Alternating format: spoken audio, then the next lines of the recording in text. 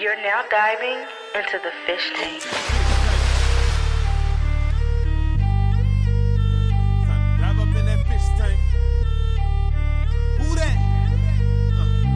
Sitting down with Seth living. Seth, OJ, Juice Man. Ooh, and this is strictly for them true fans. Welcome back to the Fish Tank right here on the Miami Dolphins Podcast Network. Seth Levitt with none other than the Juice. OJ, how you doing, man? What's up, Big Seth? I'm just admiring that background. I love seeing that 81. I wish we could see it out on the field a little bit more. But, yeah, you know what, man? Doing okay. I don't want to see it on the field. Man, this should be retired, man. It looks good right there where it's at. It should be hanging on my wall. That's it. On the mantle with that trophy. I see the poker trophy. First You annual. got everything going on over there. That's right. Hey, man, you know, I only got a couple awards in my life, man. I got to show them proudly. You Only know what I a mean? couple? Yeah, that's it. I love the modesty.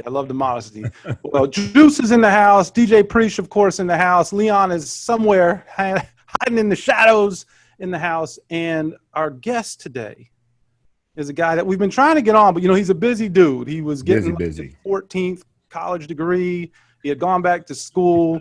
He always has something going on, whether it's in the community, whether the Dolphins have him working. But the great Twan Russell is diving into the tank. Twan, how are you, sir? I am doing well. Man, already? Oh, man, we just Anybody started. get uncomfortable with that? I know the two of y'all. I mean, we got some history between the two of y'all now. Yeah. There's definitely some history. You know what? That's not even the notes, but we have to talk about that in a minute Poke the here. bear. He poked the bear already. Before we get into the Dolphin years and the pro career of Twan, Juice, you know, I grew up down here. And I am older than Twan. I'm sure he would say that, so I'll just preempt that. I am older than Twan, but only by a year. But you could not have attended high school in Broward County and cared about sports and not known the name Twan Russell. And I hate to blow up his head this early in the show, but I mean, he was a legendary. Looks like it's already blown up, man. athlete. Look at that. It's already blown up. He does have the high top fade going today, so there's we're digging play in that. the house. Throwback to the 90s, but you know, we're talking on track and field, certainly football with a great program at St. Thomas, which was like a small college program. Well, probably still is. Yeah. But Twan had an unbelievable high school career. Broward County College High School Athlete of the Year, senior year. Is that right, Twan? Yeah, I honestly, I didn't even realize I got the Broward County Athlete of the Year. And I was looking at some notes a few years ago. I was like, man, I won that. I was like, where's my trophy? Look at the modesty today, Preach. All these guys. Call somebody and get my trophy. Knock the dust off that tough thing. to get it now. The dust off when you're that thing. 18, that stuff don't mean anything. But when you're 46, those awards, you know, funny story about 10 years ago, my son, he's 18 now, so he's 8, but at 8 or 7 or 8 at the time. He said, "Hey, Daddy, you really played football? Because Mommy said you played football. Everybody else always asking for your autograph. I ain't never seen you play football." He ain't buying it because he didn't see it. Yeah, right. So I had to go back into the archives and pull out some VHSs. Yeah. And some DVDs. And you know, it was one of the coolest times. He's like, "Oh, Daddy, you did play." So I wish I could find some of my high school stuff. Twan, you know, you touched on a little bit about your prowess as a special teams guy, you know, being the size you were, but tough as hell and fast, you know, and, you know, your first year here happened to be down here in Miami, happened to be the final season for one of my favorite coaches of all time, legendary special teams coach, and, you know, Mike Westhoff. Yeah. How did you and Mike get along? You know, were there any awkward moments or, you know, anything that went on? But I got along with Mike very well because he got me in the end zone a few times. How did you get along with Mike? I love Mike. I mean, honestly, he taught me more in the short time I was with him than any other special teams coach that I have ever played with ever in my life. I mean, he broke special teams down to parts. I mean, I learned, like, when I first met him, he actually brought me out when I left Washington and I took my visit to Miami. He took me to Mariano's, I think, the Italian restaurant off of US. I think it's US. Marano's on Oakland. Yeah. Yeah. So we were sitting down this thing, and he was like, even at that moment, he was analyzing what kind of person I was, because for him, it was about football ability, but it was also about that heart. Mm-hmm. And he wanted to see, like, he was asking me these strange questions, and it was really just to analyze, could he play for me? And he was putting me in even in that moment, he was putting me in these uncomfortable situations, these awkward situations. Like I said something stupid. I'll never forget. It's probably one of the stupidest things I ever said. I go, this ought to be good. I didn't. We'll be the judge of that. We'll be the judge of that. I didn't really know a whole lot about the Pro Bowl and all that stuff, right? So, and when I was in Washington, you know how they have the Pro Bowl ballots and stuff? I didn't know they put all the special teams players on the Pro Bowl ballots and then you vote. I thought they narrowed them down and then people voted from there. I just didn't know any better, right? So I goes, yeah, you know, he said, so he asked a question. I said, yeah, you know, I've had, you know, I think the last couple of years, you know, I was on a Pro Bowl ballot and I was considered. He goes, you? No, he didn't. That's Mike. That's He's Mike. Like, no, I see those Pro Bowl ballots. You were never considered. I said, well, I saw my name on it. He's like, everybody's on them. That's Mike. Special about that moment for you. That's Mike. He does not mince words, does he? I felt so small. That's hilarious. We cannot talk about special teams play in that era and ignore another guy who was in that room your first year with the Dolphins. And he was a guest here in the tank recently as well, Larry Izzo. You know, and with you and Larry both being linebackers, both being special teams guys, I mean, there had to be some stories. Talk about what it was like working with Izzo, both on the field and maybe off the field. Larry's awesome, by the way. I mean, like, he's absolutely amazing. Like, he kept the linebacker room fresh. I mean, he was the only guy that could say crazy stuff and nobody would say anything. Like, he was amazing. Like, we used to have a cuss jar. And, I mean, in our meeting, if you cursed, you had to pay like $1. And there was like, if you said, you know, one cuss word, maybe $1. If it was like a real hardcore bad word, it would be $5. So he got mad because he's like, man, Twan's not contributing. Well, I didn't cuss. I mean, what do you want me to do? So he was contributing plenty. Oh, he was contributing. He was probably carrying it. So he changed the rules. He said, okay, if you curse or fart. That probably makes sense. He said if you curse or fart, you had to contribute. And you went bankrupt. I did. I mean, I was a fiber guy. Farty was like $5. He was not a fiber guy. Fiber. Oh, fiber guy. Yeah, I was definitely a fiber guy.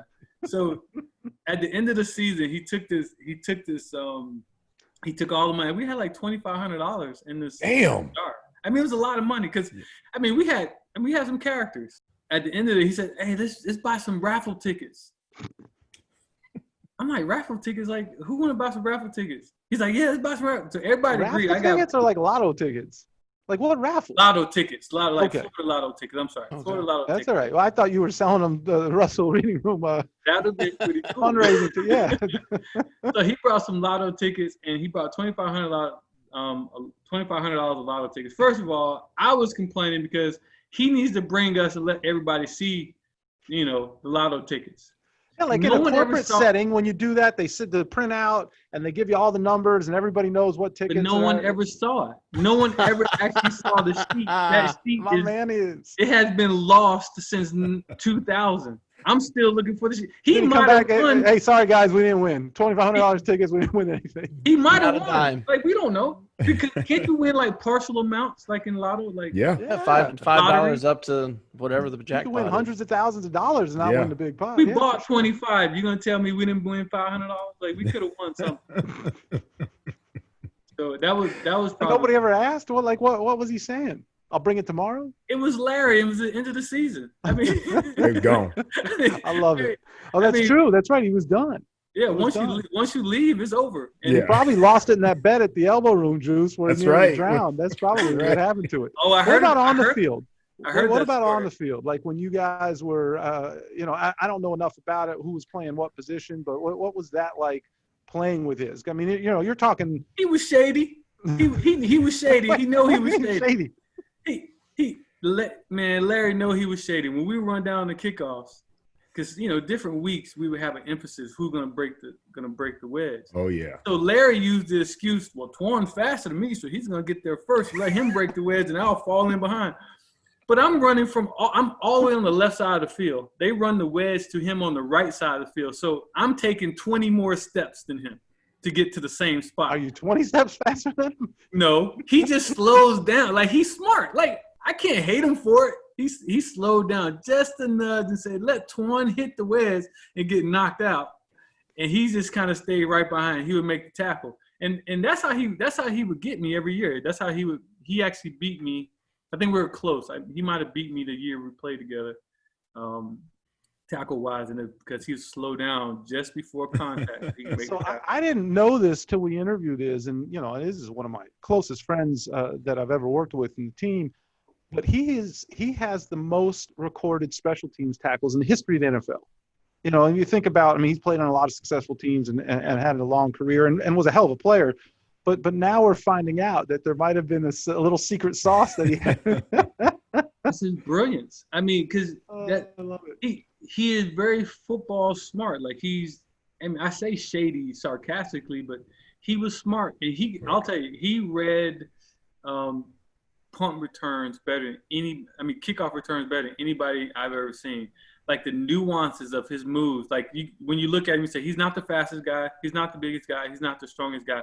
But intellectually, he understood patterns. Like, he was really good at understanding the patterns and how to fit, and how his talent level fit in to the schemes. And he did a really good job of saying, okay, if I'm on the right side, I know I have these guys and they're going to fit this way if they do their jobs the right way. And he would fall into these little rhythms, and he did a really good job of making tackle. It's cool. Still shady, though. And, I know you always leader in Bible studies and, team prayer, midfield, and, truly, a part of the way you run your life, man. But, Twan, I also know that, some people have called you the angry Christian as well. You talk about, the angry Christian? Being such a nice guy. What's this angry Christian title? Where's that coming from? I'm human. And angry, apparently. So it kind of started, I think, playing football, because the guys used to tease me all the time. I would run down, and I was the wedge breaker. So I would bust the wedge, and Sam Madison used to joke, it's like he's picking me up off the ground. It's like, yeah, I used to have to run off the field and pick Twan up every play because he'd go down there and knock himself out. So he would help me off. He'd say, man, you played the game too angry. So it kind of started there. But really what solidified it was during training camp. And back then we still had two-a-days. And we had practice in the morning, and this is an afternoon practice. So when we're in the locker room, somebody was walking through the locker room, was like, hey, man, this second practice, all that colliding, all that banging, we're gonna brother-in-law today. So I was like, good, because I'm on the scout team. So I'm going against all the starting offensive linemen, and they're like, "Hey, you hear that, Twan?" Because these always complain I went too hard. Now someone's listening and they don't know what brother-in-law means. Right. Explain that to them. They were the one telling me brother-in-law. But if someone's listening to this show now and they're not familiar with that term. Yeah, brother-in-law means that we're gonna take care of one another. Like, right. If you're supposed to smash someone, you're gonna run to contact and just do a lot of movement and make it look good on film. Yeah, I heard that term for the first time in the Pro Bowl. They said that's kind of the move. When you get to the Pro Bowl in those practices, they brother-in-law the whole thing. Me and T-Buck did that on one-on-ones all the time. We brother-in-lawed it. Like I said, T-Buck, I'm about to run a curl route. Don't jump it. Just be there to make the play. All right, I'm running a comeback right here. Don't jump it. We can be cool. That's the definition of some brother-in-law. Okay, so the word is out. The brother-in-law is in effect in this second practice. Brother-in-law is in effect. And who you have to make sure is brother-in-law are the offensive linemen and the linebackers. They have to be all on the same page because they're connecting a lot. Like D-line and O-line, they're always brother-in-law. So that's just their rhythm. But when they rise up, big guys love to hit little guys. So Mark Dixon, I think Mark was playing tackle, if I'm not mistaken. I think Mark was a tackle. Or guard. He was a guard and a tackle. Everything, yeah. In this play, I think he was playing tackle, and the ball was coming to me, and I had to hit the B gap. So when I was coming to hit the B gap, the end crossed my face, and then Mark swiped him and came up on me. So I'm thinking I'm ready to brother-in-law. So I come in and I slow down, I get my hands up, I start my movement, And he picks me up and body slams me to the ground. Everybody's like, Big fella. Okay. So it all comes full circle. So about 2 or 3 plays later, they run a similar play. So I'm playing against the Jets right now. I mean, it's me coming downhill, and I put my and you're not supposed to I know you're not supposed to put your helmet down now, but I put my helmet up under his chin and got up on it and extended, because now he wants the brother-in-law. He embarrassed me already, made himself look good. So now I'm full speed, come underneath him, bam, and I knock him down. And I stayed on him. I laid on him while he was on the ground. And I started going like this. I knew I was in trouble when a man can pick you up and just throw you off. Nick was a big fella, man. He was strong, man. Loved the weight room. So he like presses me off. So I'm still fighting embarrassment, because this is the second time I'm embarrassed. So now I run up to him and I like do this jump in the air punch. Why am I hitting his helmet? I have no idea. You did the Superfly Snook on him? Something. And I land on him and I'm punching him and I'm going at him and he's punching me. And now the defense comes in. I'm pushing people off, and now it becomes an offensive defensive fight, and people joining in to help me, and it becomes That's what I'm talking about. Chaos. Love it. And all you can hear in the background is Wanstead saying, "Hey, y'all need to stop." And then he goes, "Twan? That's Twan in the middle of that?" Because they broke us up. And then I go rush him again. Like the second time, I go rush him again. I'm throwing punches, and we're fighting again. And all you can hear in the back, all I could hear, what made me calm down, was, "That's Twan?" And then you hear guys say, "Yeah, that's the angry Christian." That's the angry Christian. The angry Christian. I love it. That's the angry Christian. Come on, Coach. You don't know about the angry Christian? I love it. Dog fans were at it, talking about the devil in their Christian.